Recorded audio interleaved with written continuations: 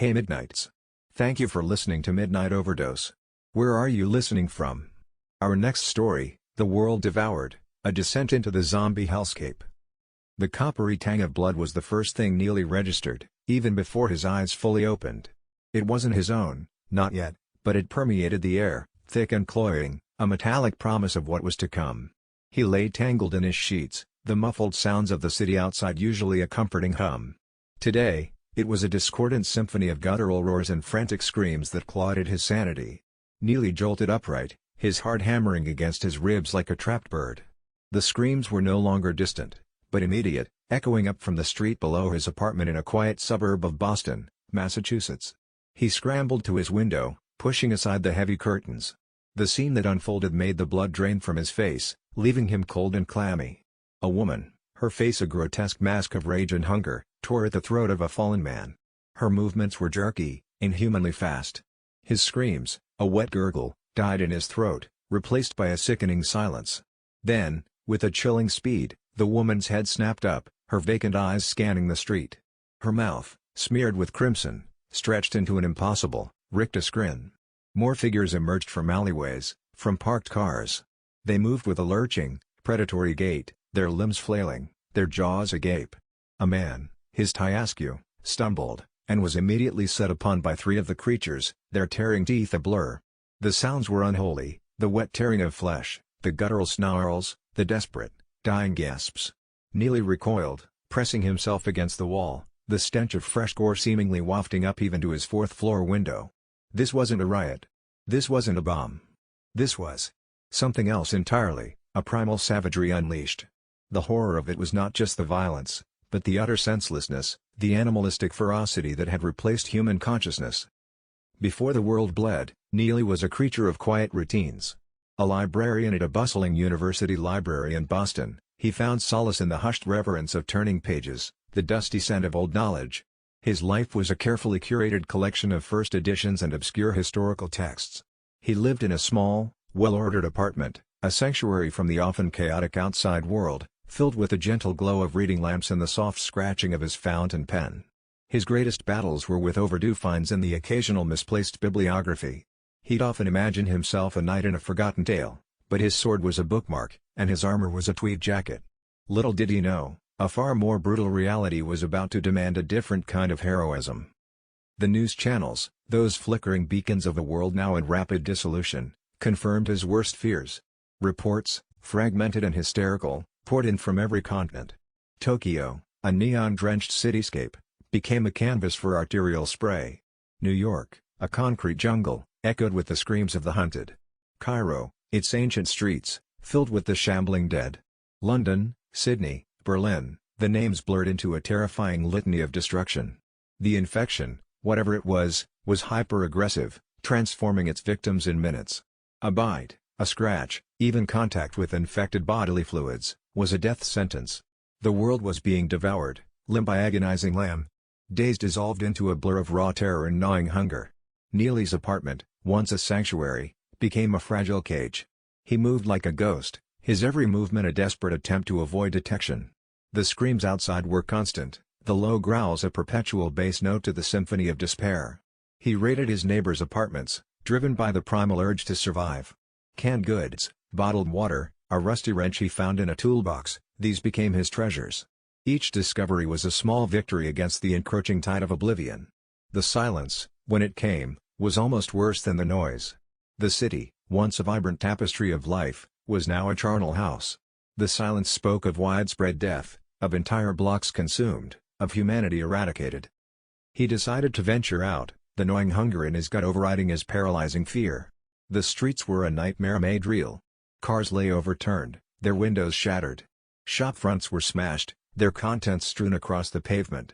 The air hung thick with the stench of decay, a cloying sweetness that clung to his clothes, to his very skin. He saw them, the walkers, as he'd begun to call them, shuffling aimlessly, drawn by the faintest sound, the merest scent of warmth. Their eyes were cloudy, their skin a mottled gray, their mouths perpetually agape, revealing blackened teeth. His first close encounter was in a decimated grocery store. The fluorescent lights flickered erratically, casting long, dancing shadows. The aisles were a gruesome tableau of spilled food, shattered glass, and dried blood. He moved with a practiced, desperate silence, his heart hammering against his ribs. He was reaching for a can of peaches when he heard it, a sharp, ragged gasp. He froze, clutching the rusty wrench. From behind a collapsed display of cereal boxes, a figure emerged. It was a woman, no older than Neali, her clothes torn, her face smeared with grime and something dark and glistening. Her eyes, wide and feral, darted around the cavernous space. In her hand, she clutched a hunting knife, its blade glinting ominously in the dim light. "Don't move," she rasped, her voice a dry, rasping whisper, devoid of any warmth. Her gaze was fixed on him, assessing, calculating. He didn't. His eyes, however, flickered past her, to the shuffling movement behind the overturned checkout counter. A low moan, a guttural breath. A walker, its skin peeling, its jaw hanging loosely, lumbered into view, drawn by the sound of voices. Without a word, the woman moved. She was a blur of controlled violence, a primal force unleashed.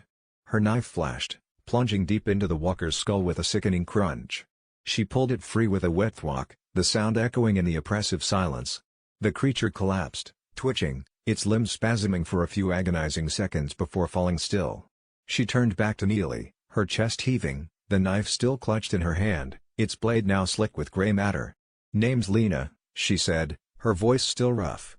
"You got anything edible in that bag, or are you just admiring the scenery?"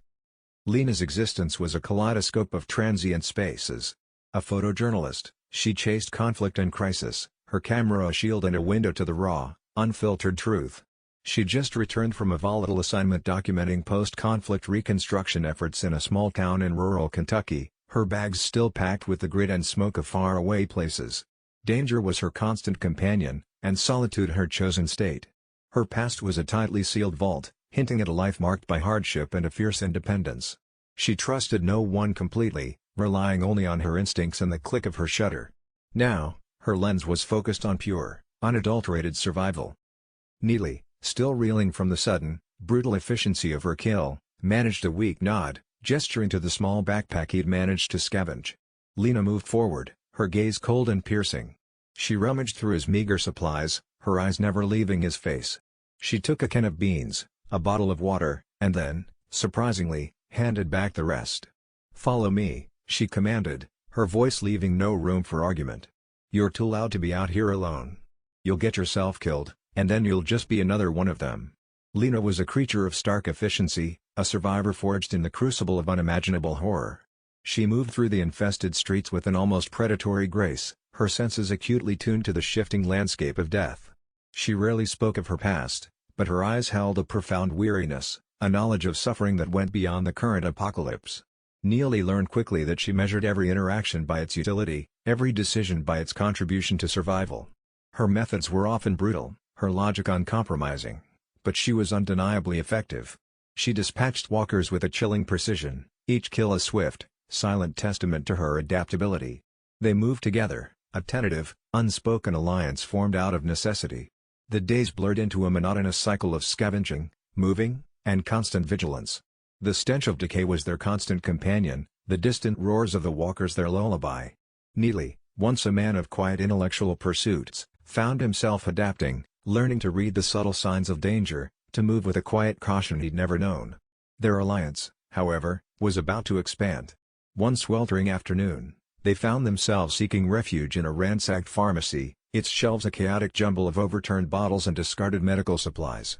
The air was thick with the cloying scent of antiseptic and something else, a faint, metallic tang that raised the hairs on Neali's neck.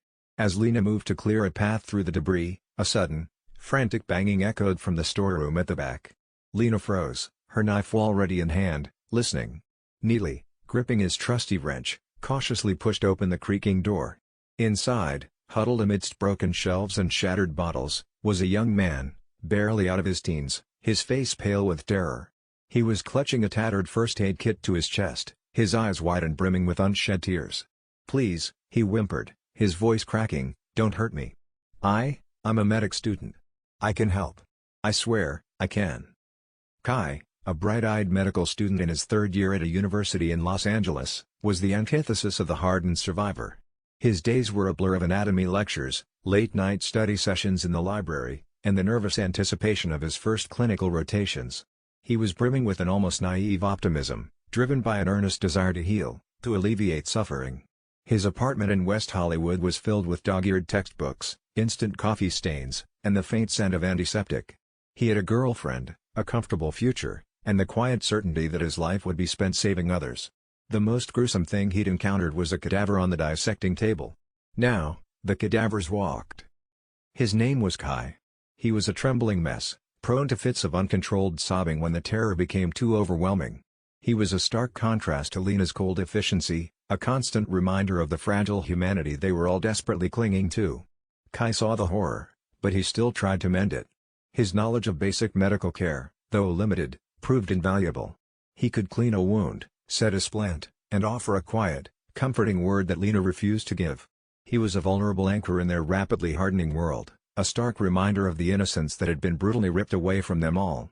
Their trio became a fragile unit, navigating the infested urban sprawl.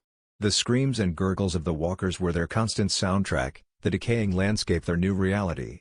They learned each other's rhythms, their fears, their small, desperate hopes. Lena often scoffed at Kai's emotional fragility, but Neali noticed a subtle shift in her, a flicker of something akin to protectiveness. One evening, as dusk bled across the sky, painting the ruined city in hues of blood and ash, they found themselves holed up in a ruined office building. The stench of putrefaction was thick in the air, a constant reminder of the pervasive death that surrounded them. From the floor below, a high-pitched, guttural shriek echoed up the stairwell, followed by a series of heavy thuds and frantic scrambling. Lena was on her feet in an instant, her knife a silver blur in the dim light. They descended cautiously, their footsteps muffled by the debris. In a cramped server room, its flickering emergency lights casting monstrous shadows, they found her. She was surrounded by 4 of the infected, their rotting forms closing in. She was a blur of motion, swinging a heavy fire extinguisher with incredible force, splattering gray matter and bone shards across the walls. Her movements were fluid, precise, each blow aimed with deadly accuracy. She was older than them, her face etched with the harsh lines of experience and a lifetime of defiance. Her clothes were practical, military grade, and her movements were those of a seasoned combatant. She dispatched the last walker with a vicious, bone-shattering blow to the head, then turned to them, her chest heaving, her eyes, despite the exhaustion, sharp and assessing. "You lot making all this noise?" She grunted, her voice gravelly, like stones grinding together. "Thought I was the only one left with half a brain in this blasted city." Anya's life was defined by discipline and the stark realities of combat. A decorated veteran of multiple tours with the U.S. Army, her days were a rigid progression of training exercises, strategic planning, and the silent camaraderie of fellow soldiers. She had seen the raw face of human depravity and the calculated brutality of war. After leaving the service, she'd struggled to adapt to the mundane rhythm of civilian life, finding a temporary solace in a remote cabin in the forests of Montana, far from the ceaseless chatter of modern society. Her hands, calloused and strong, were equally adept with a rifle or a field dressing. Her mind was a tactical map, constantly analyzing threats and anticipating movements. The apocalypse had merely brought her skills back into horrifying focus. Her name was Anya. A former soldier, her composure in the face of unimaginable horror was unnerving. She moved with a silent, deadly grace, her every action deliberate and lethal. Anya was the anchor, the strategist, the one who never wavered. She saw the world through the cold, hard lens of tactical survival, and their lives, she quickly made clear, would now be governed by her rules. Her presence was both a relief and a new source of tension. She was a leader, but her leadership was absolute, brooking no dissent. Neali, Lena, Kai, and Anya. 4 disparate souls, now inextricably bound by the inferno that had consumed the world. The horror outside was a constant, ever-present force, a relentless tide of decay and violence. But a new kind of horror was also brewing within their makeshift family. The friction between Lena's cold ruthlessness and Kai's fragile compassion, Anya's unwavering authority, and Neali's constant, desperate struggle to hold on to his sanity, it was a volatile mix. The world had ended, but the battle for survival had only just begun, and the greatest threats, they would soon discover, weren't always shambling outside the walls. The days that followed were a testament to Anya's brutal efficiency. She established strict routines, designated roles, and enforced a level of discipline that chafed against Lena's independence and terrified Kai. Neali, caught in the middle, found himself a silent observer, learning to anticipate the shifting dynamics of their desperate quartet.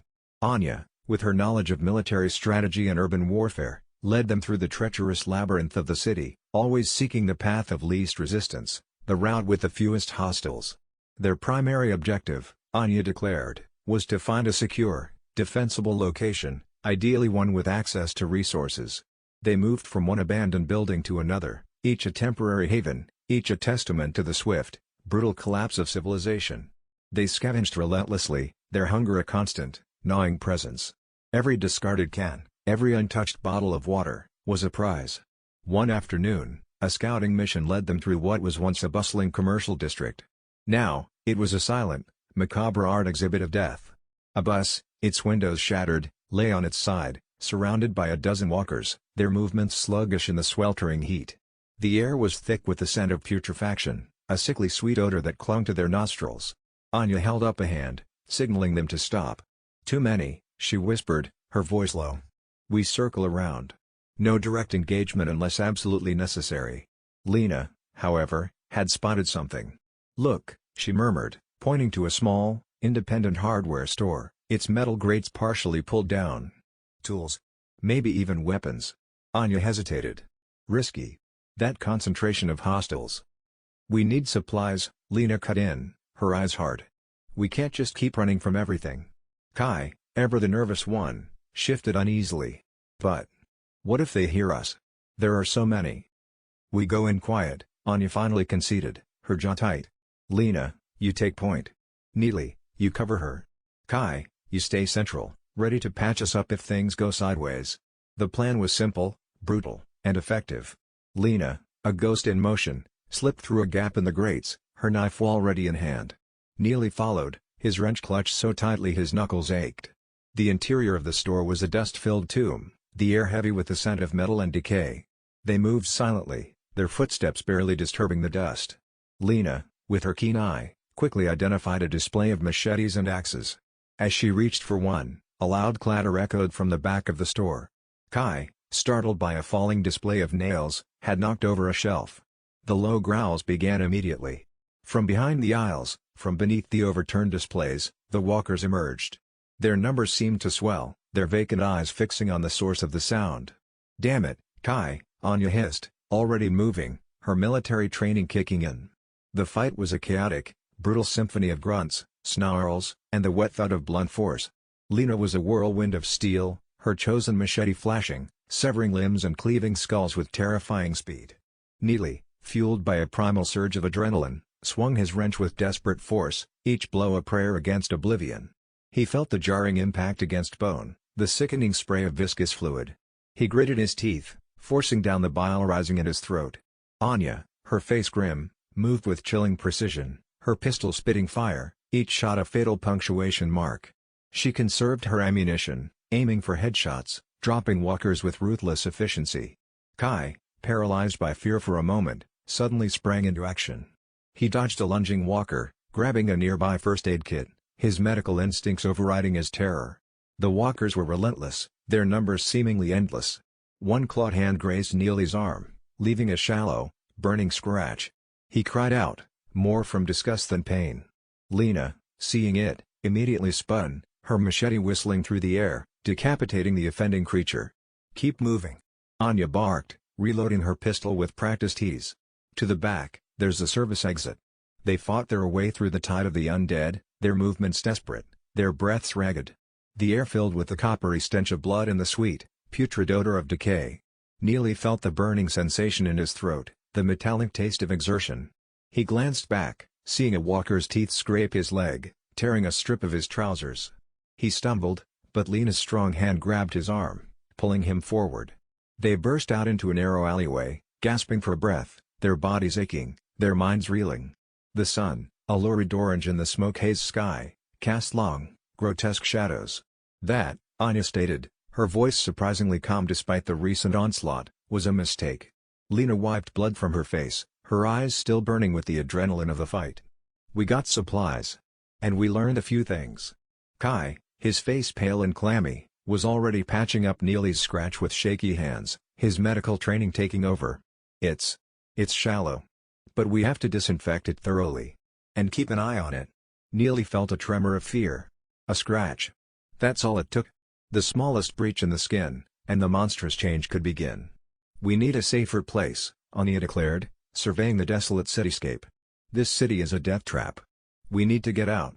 Their journey out of the city was a harrowing odyssey of near misses and desperate escapes. They navigated abandoned freeways, their lanes choked with overturned vehicles and the decaying bodies of the fallen. They skirted around hordes of walkers, their numbers staggering, their guttural roars echoing across the ruined landscape. Anya, with her unerring sense of direction and strategic thinking, became their compass. The countryside offered a different kind of terror. The silence was often punctuated by the sudden appearance of a single, isolated walker, more shocking in its unexpectedness than a full horde. The rural areas, initially thought to be safer, revealed their own dangers: isolated farmhouses that could be traps, fields that offered no cover, and the chilling realization that the infection had penetrated even the most remote corners of the globe. One evening, seeking shelter in a deserted barn, the air thick with the smell of hay and decay, a shrill, guttural cry echoed from the rafters. A walker, its skin stretched out over its emaciated frame, dropped from the shadows, its limbs flailing. It landed with a sickening thud, immediately turning its vacant eyes towards them. Lena was on it in a flash, her machete a silver arc. But the creature moved with a terrifying, unnatural speed, its claws raking across her arm. Lena cried out, more in surprise than pain, as the walker's momentum sent her stumbling. "Lena!" Neali yelled, his heart leaping into his throat. Anya's pistol cracked, the shot echoing deafeningly in the enclosed space. The walker's head exploded in a gruesome spray. Anya rushed to Lena, her face grim. "How bad?" she demanded, her voice tight. Lena, her face pale, stared at the deep gouge on her forearm, already starting to ooze blood. "It's deep." Kai, his hands shaking, immediately knelt, pulling out his precious antiseptic and bandages. "We need to clean this immediately. And keep it elevated." The night was a tense vigil. Lena's wound, though disinfected, pulsed with a throbbing pain. Every cough, every shift in her sleep, sent a jolt of terror through the group. Neali found himself watching her, a profound sense of helplessness washing over him. The ease with which they could be undone, the utter randomness of death in this new world, was a constant, gnawing fear. By morning, the fever had set in. Lena's skin was hot and clammy, her eyes glazed. She shivered uncontrollably, her breathing ragged. Kai, his face etched with worry, tried everything he knew, but his limited resources and knowledge were no match for the aggressive nature of the infection. "It's spreading," Kai whispered to Anya, his voice barely audible. "The tissue. It's blackening around the edges. She's changing." Anya's face was a mask of grim determination. She looked at Lena, then at Neali, her gaze unwavering. "We have to contain her," she said, her voice flat. "Before she turns." Neali felt a cold dread settle in his stomach. Contain her? He knew what that meant. He'd seen enough. He'd heard enough. "No," Neali whispered, his voice hoarse. "There has to be another way." "Kai, isn't there something? An antidote?" Kai shook his head, tears welling in his eyes. I don't know of anything. Not for this. It's too fast." "Lena," delirious, moaned Neali's name. He knelt beside her, gently stroking her forehead, the feverish heat radiating from her skin. "Lena," he whispered, his voice choked with emotion. "Stay with us." Her eyes flickered open, cloudy and unfocused. For a brief moment, a flicker of the old Lena, the sharp, pragmatic survivor, seemed to return. She reached out, her hand trembling, and grasped Neali's arm. Don't let me become one of them," she rasped, her voice barely a whisper. "Promise me." The words were a dagger to Neali's heart. He looked at Anya, then at Kai, his eyes pleading. But Anya's face was a stone, her expression unreadable. She had made her decision. "We have to," Anya said, her voice devoid of emotion. "It's for the good of the group. We can't risk it." Suddenly, Lena's body convulsed. Her eyes rolled back in her head, and a guttural gurgle escaped her throat. Her limbs stiffened, then began to twitch violently. The sound was unmistakable. The transformation was beginning. Anya moved swiftly, her face grim. She pulled out her pistol, her arm steady. Neali, seeing her intent, lunged forward, grabbing her arm. "No," he yelled, his voice raw with desperation. "Not yet. Give her a chance." Anya shoved him away, her strength surprising. "There is no chance, Neali. She's turning. Do you want to see her tear us apart?" The gurgles intensified, morphing into a wet, hungry snarl. Lena's face twisted, her jaw unhinging, her eyes clouding over with a primal, ravenous hunger. Her body arched, her muscles taut. Kai, tears streaming down his face, stumbled backward, unable to watch. Anya raised the pistol, her finger tightening on the trigger. "Wait," Neali cried out, his voice a desperate plea. He looked at Lena, at the horror in her transforming eyes, and then a terrible realization dawned on him. Her last flicker of consciousness, her last plea. He grabbed a discarded metal pipe from the corner of the barn, its weight familiar in his hands. Anya, seeing his intent, hesitated, her pistol still raised. "It has to be me," Neali choked out, tears blurring his vision. "I promised her." He approached the twitching, snarling form of Lena, his heart shattering with every step. Her transformed face, once so familiar, was now a grotesque caricature of humanity. The hunger in her eyes was chilling. He raised the pipe, his arms shaking violently. He closed his eyes, a single tear escaping and tracing a path down his dust-smeared cheek. He brought the pipe down with all his might, the sickening crunch of bone echoing in the silence. The immediate aftermath was a suffocating silence, broken only by Kai's ragged sobs. Neali stood over Lena's lifeless form, the pipe still clutched in his trembling hand, the metallic taste of blood thick in his mouth. The horror of what he had done, of what this new world had forced him to do, washed over him, a cold, crushing wave. Anya lowered her pistol, her face unreadable. She walked over to Neali, placing a hand on his shoulder. "You did what had to be done," she said, her voice gruff, but with a faint hint of something akin to respect. "It's never easy. But it's necessary." Kai, still weeping, knelt beside Lena, his hands hovering over her, as if he could somehow mend what had been broken. She was so strong, he choked out. She didn't deserve this. Neali felt numb. The weight of his action, the utter finality of it, pressed down on him. Lena, the fierce, pragmatic survivor, was gone. And in her place, a new layer of horror had been etched onto his soul. They buried Lena in a shallow grave behind the barn, marking it with a crudely fashioned cross made from 2 pieces of broken wood. No words were spoken. There was nothing left to say. Only the distant growls of the walkers, a constant reminder of the ever-present threat, punctuated the somber silence. The loss of Lena left a gaping void in their small group.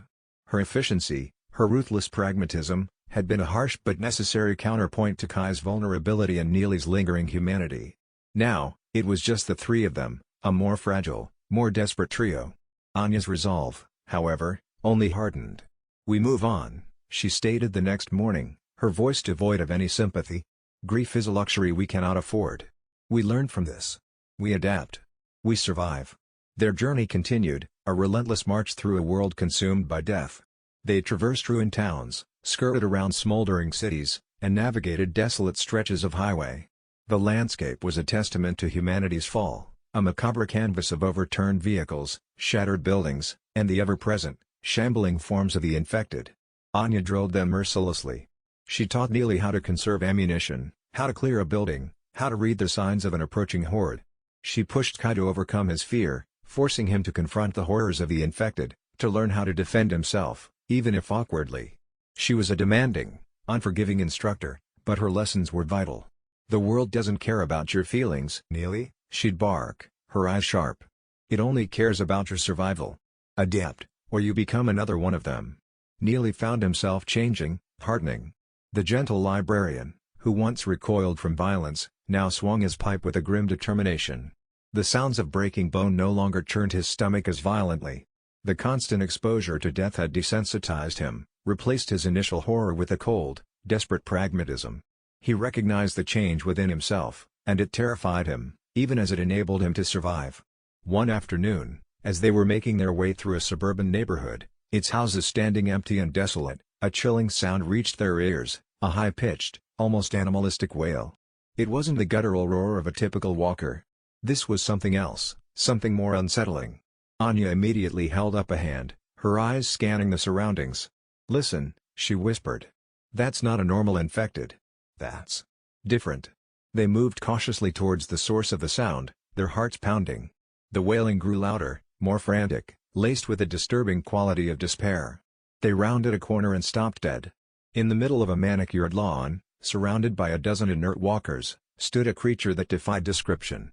It was once human, but the infection had twisted it into something grotesque and horrifying.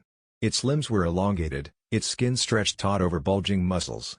Its head was unnaturally large, its eyes milky white, and its mouth was a gaping maw, stretched impossibly wide, from which issued the chilling wail. It was surrounded by a pulsating, putrid aura, and the walkers around it seemed to be drawn to it, almost in reverence. "What? What is that?" Kai whispered, his voice trembling, his eyes wide with fear. Anya's face was grim. "A variant," she breathed, her voice laced with a rare hint of dread. "We've heard rumors. They're faster. Stronger. And they attract the others." The Wailer, as Anya quickly dubbed it, let out another ear-splitting shriek, and the surrounding walkers, hitherto inert, suddenly lurched to life, their heads snapping in their direction. "Run," Anya yelled, her voice sharp with urgency. "Don't engage. We can't fight that thing." They turned and fled, the wailing echoing behind them, growing closer. The common walkers, drawn by the Wailer's presence, shambled after them with renewed vigor. It was a desperate race, their legs burning, their lungs aching. Neali felt the burning sensation in his throat, the metallic taste of exertion. He glanced back, seeing the Wailer, impossibly fast, gaining on them, its mouth open in a silent, chilling scream. They ducked into an abandoned church, its heavy wooden doors barely holding against the press of the horde. Anya quickly barricaded the entrance with overturned pews, her movements efficient and practiced. The wails and growls reverberated through the ancient stone walls, a chorus of damnation. Inside, the church was a desolate space, its stained glass windows shattered, its altar overturned. Dust motes danced in the shafts of light filtering through the broken windows. As Neali caught his breath, his eyes fell upon a series of faded murals on the walls, depicting scenes of heavenly salvation. The irony was a bitter taste in his mouth. "We're trapped," Kai whispered, his voice trembling. "They're all around us." Anya, however, was already examining the church, her eyes scanning for escape routes, for any weakness in their confinement. "There has to be another way out," she muttered, moving towards the sacristy. The night in the church was a long, terrifying vigil. The constant pressure against the doors, the relentless moans and snarls, kept them on edge. The Wailer's chilling cries seemed to penetrate the very stone, burrowing into their minds, playing on their deepest fears. Neali found himself clutching his pipe, his knuckles white, his mind racing. He thought of Lena, of her brutal end, and a cold resolve settled in his heart. He would not become one of them. He would fight until his last breath. The next morning, the pressure on the doors had lessened, but the wailing still echoed from outside. Anya discovered a hidden crypt beneath the church, a network of narrow, winding tunnels that offered a potential escape. It was dark, claustrophobic, and filled with the stale scent of ancient dust and lingering death. "It's a risk," Anya stated, her voice grim. "But it's our only option." They descended into the darkness, their flashlights cutting through the oppressive gloom, illuminating stacks of decaying coffins and skeletal remains. The air was heavy, the silence broken only by their ragged breathing and the distant, muffled wails of the infected. As they navigated the labyrinthine tunnels, they encountered a new kind of horror. The darkness held unseen terrors. A sudden scuttling sound, a whisper of movement in the shadows, sent jolts of fear through them. They knew nothing of what lurked beneath the earth. Suddenly, a shadowy figure lunged from a darkened alcove. It wasn't a walker. It was something else entirely, a creature of shadow and distorted limbs, its eyes glowing with a malevolent light. It moved with a terrifying speed, its elongated fingers ending in razor-sharp talons. Anya immediately opened fire, her pistol spitting flames into the darkness. The creature shrieked, a sound of unadulterated malice, and retreated into the shadows. "What was that?" Kai whimpered, his face pale with terror. "Something that doesn't want us here," Anya replied, her voice grim. "Keep moving. Stay close." They pressed on, their nerves frayed, their senses on high alert. The crypt was a nightmare, a descent into a forgotten underworld. The air grew colder, heavier, and the unseen presences seemed to press in on them from all sides. Finally, after what felt like an eternity, they saw a faint glimmer of light ahead. It was a narrow opening, leading out into the ruined world. They emerged from the crypt, blinking in the harsh daylight, their clothes covered in dust and cobwebs, their bodies aching, their minds reeling from the subterranean horrors. They had escaped the Wailer and the Horde, but the encounter had left them deeply shaken. The world was not just filled with walkers, it held other, more insidious terrors, creatures twisted by the plague into something far more monstrous. The survival was not a linear path to safety, it was a constant, unpredictable battle against an ever-evolving nightmare. Anya looked at the scarred landscape, her eyes narrowed. "We need a destination," she said, her voice resolute. "A place where we can establish a proper defense. Where we can regroup. And perhaps, where we can find others." Their journey continued, a relentless odyssey through the shattered remnants of civilization. They sought a beacon of hope in a world consumed by despair, a place where they could perhaps carve out a fragile existence, even as the monstrous legions of the infected continued their endless, ravenous march. The horror was unending, but so too was the desperate, primal urge to survive. And as they walked, Neali knew, with a chilling certainty, that this was only the beginning of their story, a grim chronicle of survival in a world that had become a charnel house. The silence, when it fell, was never truly silent, it was merely a pause before the next wave of screams, the next symphony of death.